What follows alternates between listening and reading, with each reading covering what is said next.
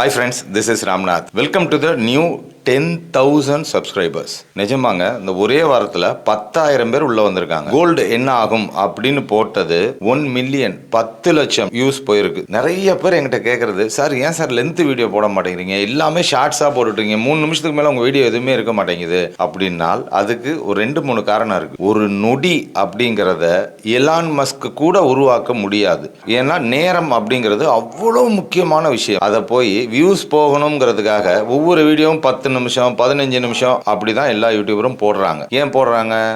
லென்த்தாக போனால் தான் ஆட் போட முடியும். ஆட் போட்டால் தான் காசு வரும். ஆனால் நமக்கு அது அவசியம் இல்லை. 1 மில்லியன் சப்ஸ்கிரைபர்ஸே போனால் கூட எனக்கு 10 பைசா பிரயோஜனம் இல்லை.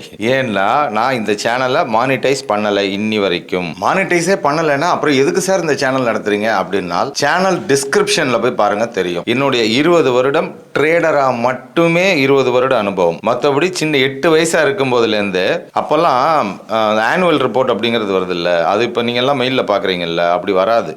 குண்டு குண்டு புக்காக வரும். போஸ்ட்மேன் தூக்க முடியாமல் தூக்கிட்டு வருவார். ஏன்னா எங்கள் சித்தப்பா வந்து ஒரு ஆடிட்டர், அப்பயே கோல்டு மெடலிஸ்ட் சிஏல. ஸோ அவர் எனக்கு ஸ்டாக் மார்க்கெட் பற்றி சொல்லி கொடுத்துருக்காரு. ஸோ அப்பையிலேருந்தே ஒரு இன்வெஸ்டராக எனக்கு மார்க்கெட்டை எப்படி அப்ரோச் பண்ணணுங்கிறது தெரியும். ஸ்டாக் மார்க்கெட் சிம்பிளிஃபைடு அப்படின்னு 2022 அந்த குரூப்போட டிஸ்கிரிப்ஷன் காட்டுறேன், நீங்கள் பாருங்க. பங்கு சந்தை அப்படிங்கிறது ரியல் எஸ்டேட்டு, தங்கம் மாதிரி எவ்வளவு யூஸ்ஃபுல்லான விஷயம், அதெல்லாம் கற்றுக் கொடுக்குறேன் இலவசமா, ஃப்ரீயா.